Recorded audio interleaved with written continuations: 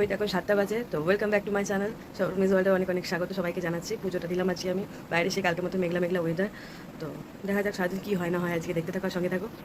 যে এক কাপ, এটা একটা ওষুধ, আমি একটা ওষুধ খাই সকালবেলা, এই এক কাপ দিয়ে শুরু হচ্ছে ওষুধটা।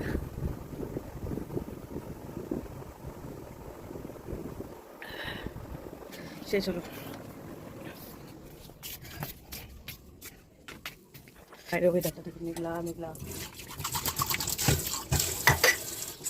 ঠিক আছে, মেঘলা, মানে আকাশের পরিস্থিতি খুব খারাপ, মেঘ করেছে। মা নিজের জন্য যে চা বানাচ্ছে। আজকে রান্নাবান্না সেরকম কিছুই একটা নেই, চলবে এরকম। দেখতে থাকো, করি না করি রান্নাবান্না, সেটা একটা চিন্তা আছে। আমার মুডটা না অ্যাকচুয়ালি ভালো নেই, ভালো লাগছে না কেন জানি। কালকে কিছু না আমার আছে না।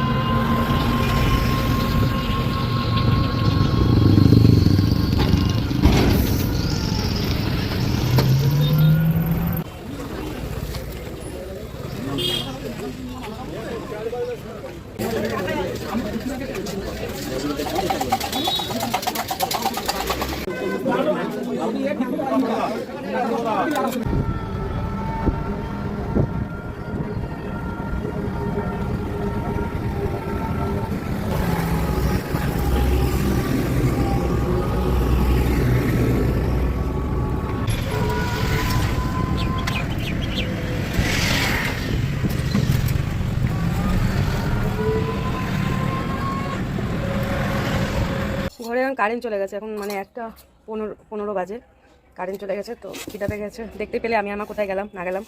এখন অত কিছু জানাবো না, পরে আস্তে আস্তে জানতে পারবে তোমরা গাইস, এখন অত কিছু বলছি না। খিদা পেয়েছে প্রচণ্ড, খাবারটা খাবো এখন। আজ সেরকম কিছু অল্প করে দাও, আজ সেরকম কিছু রান্না হয়নি। যে কালকে মোচা ছিল, এই মোচা, এটা চিচিঙ্গা ভাজা, কালকে চিচিঙ্গা নিয়ে রেখেছিলাম আজকের জন্য।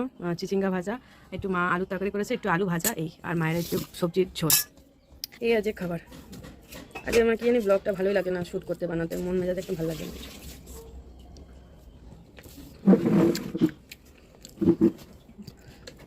এই হলো ব্যাপার। বাইরে ওয়েদারটা খুব মেঘলা মেঘলা করে রয়েছে। যখন বেরিয়েছিলাম তখন বৃষ্টি হচ্ছিলো ঝিরঝির করে, পরে বৃষ্টি আবার বন্ধ হয়ে গেছে। না আলু এই খেয়ে নি আমি আমার খেয়ে উঠে পড়তে বিছানায় গড়াগড়ি করলাম, দোকানে লোক আসলো, ডিম দিলাম, ভালো লাগছে না, বোর লাগছে খুব। গাইস অনেক টাকা পয়সা থাকলো না, কোথাও মাকে নিয়ে ঘুরতে চলে যেতাম, ভালো লাগে না, হেবি বোরনেস লাগে, হেবি বোরনেস কেন কি জানি।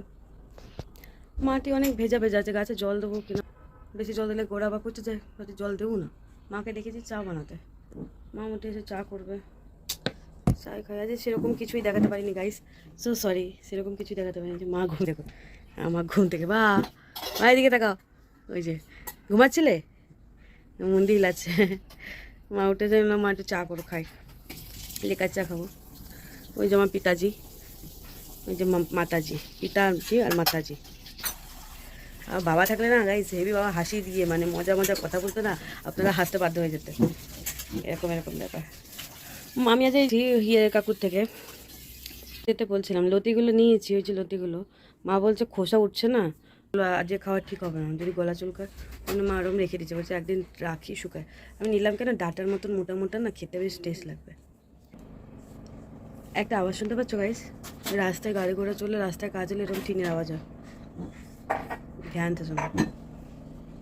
আজকে গাইস সেরকম কিছু শ্যুট করতে পারিনি, দেখতে পাচ্ছি সকাল থেকে মন মেজাজটা খুবই খারাপ ছিল, ভালো লাগছিল না কিছু ভিডিও করারই, কিছুই করে উঠতে পারিনি। মায়ের আজ রান্নাবান্না বলো, রান্নাবান্না বলতে সেরকম তো হয়নি কিছু, কালকে যা ছিল ওই।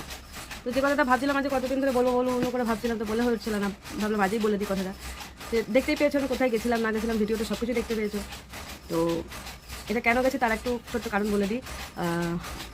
কী করবো, মেয়েরাও নেই, আমার তো একটা খরচা চালানোর তো একটা কোনো দিক তো দেখতে হবে। আমার হাজব্যান্ডটা তো সেই বিরাট অবস্থা, মুখে বলছি শুনছে না, তাই জন্য আমাকে কোর্টের সাহায্য নিতে হচ্ছে, কিছু করার নেই। আমিও সেটা চাই না, বাট ইজিলি যেটা হবে না সেটা তো একটু ঘুরিয়েই করতে হবে, কী করবো, এই জন্য গেছিলাম। দেখা যায় কালকে আবার যাবে, এরকম লাগাতার এখন যাই না কতদিন আমার যেতে হবে, ভিডিওতে দেখতে পারবে তোমরা। আর একটা কথা বলছি গাইস, আমার নিজের অভিজ্ঞতা দিয়ে, আমার নিজের অভিজ্ঞতা থেকে বলছি, আমার এরকম ছিল না সংসার, আমার ছিল খুব হাসি খুশি সংসারই ছিল। বাট বিধবাদের না কিছু কিছু বিধবাদের এমন এমন অভিশাপ না লেগে যায়, সেই লাগাতে পুরো সংসার ছাড় হয়ে যায়। ব্যাপারটা হচ্ছে এইটা। তো আমার শ্বশুরবাড়িরই ফ্যামিলির একজন খুবই মানে বাজেভাবে অভিশাপ দিয়েছিল। ইভেন আমার শাশুড়ি যেদিন মারা গেছিলো তার সকালবেলায় অভিশাপগুলো দিয়েছিল মর্নিংয়ে। সেই অভিশাপগুলো একদম অক্ষরে অক্ষরে পালন হয়ে গেছে, বুঝতে পেরেছো? মানে বিধবাদের অভিশাপ এতভাবে লাগে বলছি আপনাকে। এটা বলছিলাম, বলতে বলতে কোনো লোক চলে এসেছিলো, তাই ভিডিওটা স্টপ করে দিয়েছিলাম যে বিধবাদের অভিশাপ মানে ফলে ফলে লেগে যায়। তো আমার এরকম ভালো হাসতা খেলতে চলছিল, মানে ওঠানামা থেকে শুরু করে সব কিছু দিয়ে মোটামুটিভাবে ভালোভাবে চলছিল মেয়েদেরকে নিয়ে সংসার আমার। তো আমার সেই ননদ আমার শাশুড়ির যেদিনকে মৎস্যমুখী হয় সেদিনকে এমন সকালবেলা করে অভিশাপ দিয়েছিল যে আমি শান্তিতে ঘর সংসার করতে পারবো না, আমার বড় মেয়ে খারাপ হবে, জঘন্য হবে, আমি খুব তাড়াতাড়ি সত্যি টিকটিকেও ডাকছে আমার কি এত বড় সংসার, এত বড় সব সম্পত্তি আমি ভোগ করতে পারবো না। এই 16টা বছর যে সংসার জীবন আমিই টেনে এসেছি, একমাত্র আমি জানি, আমার মা জানে, আমার বাবা জানতো। আমার বাবা খুব রাগারাগি করতো আমার পরে যে তুই যাবি না, তুই থাক এখানে, এটা তোর বাড়ি কত, তুই কেন যাবি, অনেক কিছু বলতাম বাবা। আমি শুনতাম না, বাবা যায় সংসারের টানে, মেয়েদের টানে, যায়। এখন যখন আমি দেখলাম যে আমি কি বলে ওটাকে মা, যে আমি নিজে অসহায় পড়ে দেখলাম যখন আমার পাশে কে থাকে না থাকে, সেই সময়টা এসে যখন দেখলাম যখন একাই সংসারটা লড়ছি। হ্যাঁ, মানে বাবার যখন কাজ হলো, বাবার যতই আমি করি না কেন তাও আমাকে বলে তোর সংসার না, তোর সংসার হ্যাঁ না। ঠিক এক্স্যাক্টলি এই কথাগুলো বলতো। যখন বাবা চলে গেল আমার, তখন কি দরকার ছিল, আমার পাশে এসে থাকা দরকার ছিল আমার হাজব্যান্ডের, সেইটা করেনি। আমার বলতে নেই, আমার মামা ছিল, যে আমার বাড়ির পেছনে আমার মামা বাড়ি, মানে আমার ছোটো মামা, একটাই মামা এখন বেঁচে আছে বর্তমানে, ওই মামা ছিল, আত্মীয় স্বজনরা ছিল, ওরা সবার হেল্পে আমার বাবার কাজটা হয়েছে, খুব ভালোভাবেই হয়েছে, লোকরা খুব সুনাম করেছে বাবার কাজটা। এসে জিজ্ঞাসা করতো, স্বামীর কথা জিজ্ঞাসা আমি বলতাম আসবে না, কাজে ব্যস্ত, মিথ্যা কথা বলতাম, কি বলবো, একটা টাকা দিয়ে পর্যন্ত হেল্প করেনি সেই সময়টা। তাহলে বলুন, আমি তার সংসার, তার মেয়েদেরকে 16টা বছর যেভাবে যত্ন করেছি, যেভাবে অন্যায় অত্যাচার অনেক কিছু সহ্য করেছি, কিন্তু তার ফল যে আমার টাইমটা যখন আসলো, তার ফল যে কী পেলাম আমি দেখে নিলাম। তো এইভাবে তো চলে না। আমি দেখুন, আমি পড়াশোনা আমার খুব কত করবে, একা তো সংসার হ্যাঁ, আমার এডুকেশন পুরোপুরি কমপ্লিট হয়নি, তার আগে আমার বিয়ে হয়ে গেছিলো। তো এখন আমি ভালো চাকরি বাকরিও পাবো না, সেরকম একটা অভিজ্ঞতাও আমার নেই চাকরি বাকরি করার। তো কিছু তো করে তো চলতে হবে, সেলাই করে কটা পয়সা হবে, বেশি পয়সা না, দোকান দিয়ে কটা পয়সা হবে, সেরকম পয়সা না। তাই জন্য আমাকে আইনের পথ নিতে হচ্ছে। ভালোভাবে চেয়েছি, অনেকবার চেয়েছি, কুত্তাদের মতন, যেটা বলে কুত্তাদের মতনও চেয়েছি, কোনো কিছু না। মেয়েরা দিব্যি আছে ওখানে, মানে সুখের হালে যাকে বলে, যেরকম ছিল আগে সেটাতেই চলে গেছে, দিব্যি আছে। আমি এই লাইফে অনেক শান্তি আছে, বাট সাময়িক তোমার মেডিসিন খরচা থাকে, অনেক কিছু ব্যাপার থাকে, তাই জন্য আমাকে আইনের পথ নিতে হচ্ছে।